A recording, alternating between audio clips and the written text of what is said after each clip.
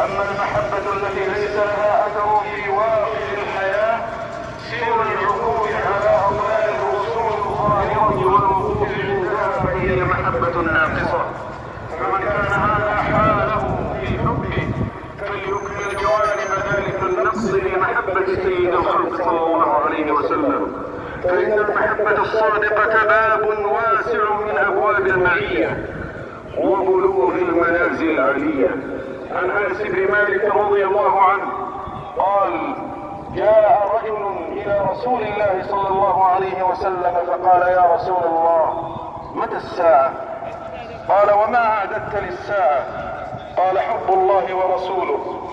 قال: فانك مع من احببت. قال انس: فما فرحنا بعد الاسلام فرحا اشد من قول النبي صلى الله عليه وسلم: فإنك مع من أحببت. قال أنس: فأنا أحب الله ورسوله وأبا بكر وعمر فأرجو أن أكون معهم وإن لم أعمل بأعمالهم. وفقني الله وإياكم للزوم سنته واتباع ملته وكمال محبته. أقول ما سمعتم وأستغفر الله لي ولكم فاستغفروه إنه كان عفوا غفورا.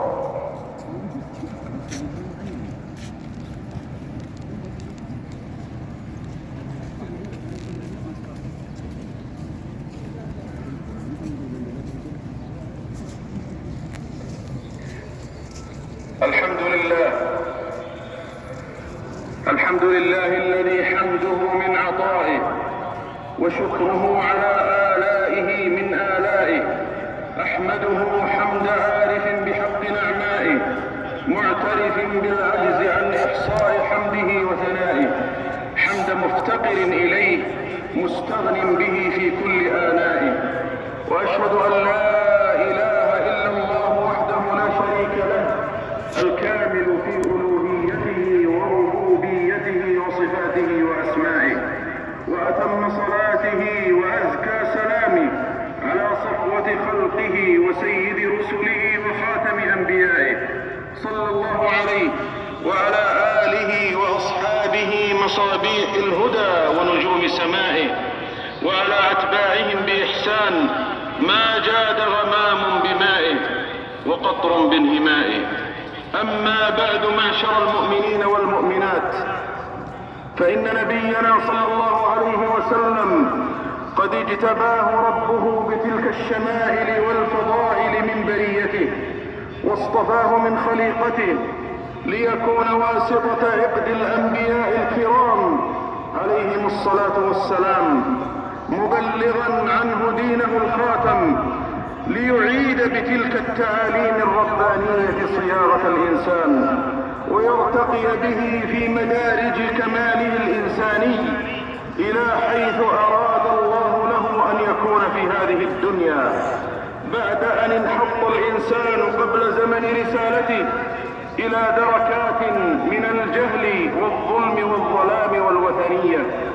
فلا غرو بعد ذلك أن تسير دعوته مسير الشمس وأن تبلغ ما بلغ الليل والنهار في أزمنة غابرة تترامى فيها الأقطار وراء القفار والبحار، وأن تملأ الدنيا رحمة وعدلا وحضارة وعلما وإنسانية.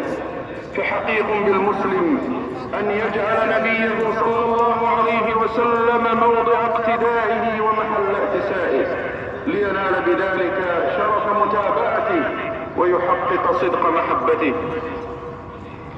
ثم اعلموا رحمكم الله أن الإسلام جعل حماية الأنفس وحفظ الأرواح من أعظم المقاصد والغايات، وشرع الأسباب المؤدية لتلك المسالك، وسد الأبواب المفضية لخلاف ذلك فالوصية للمسلمين باتخاذ الأسباب الشرعية والصحية للمحافظة عليها، ومنها المبادرة بأخذ التحصينات واللقاحات، لا سيما في مواطن الزحام كالحرمين الشريفين ومواسم العمرة والزيارة. والله المسؤول أن يحفظنا وإياكم والمسلمين من كل سوء. عباد الله، إن هذا اليوم العظيم من الأيام تندب فيه كثرة الصلاة والسلام على سيد الخلق وصفوة الأنام سيدنا محمد صلى الله عليه وسلم. يقول صلوات الله وسلامه عليه: إن من أفضل أيامكم يوم الجمعة فأكثروا علي من الصلاة فيه فإن صلاتكم معروضة عليه. اللهم صل وسلم وبارك على سيد الأولين والآخرين وإمام المرسلين وخاتم النبيين ورحمتك للعالمين، عدد ما أحصاه كتابك وخطه قلمك ووسعه علمك، صلاة تترى إلى يوم الدين. اللهم ارض عن الصحابة أجمعين وعن الخلفاء الراشدين والسادة المهديين خاصة أبي بكر وعمر وعثمان وعلي، وعن سائر صحابة نبيك أجمعين، وعن آل بيته وسائر أصحابه والتابعين لهم بإحسان يا رب العالمين، وعنا معهم بفضلك وجودك ومنك يا أكرم الأكرمين. اللهم أعز الإسلام والمسلمين، اللهم أعز الإسلام والمسلمين، اللهم أعز الإسلام والمسلمين وأذل الكفر والكافرين، واجعل هذا البلد آمنا مطمئنا محفوظا مصونا وسائر بلاد المسلمين.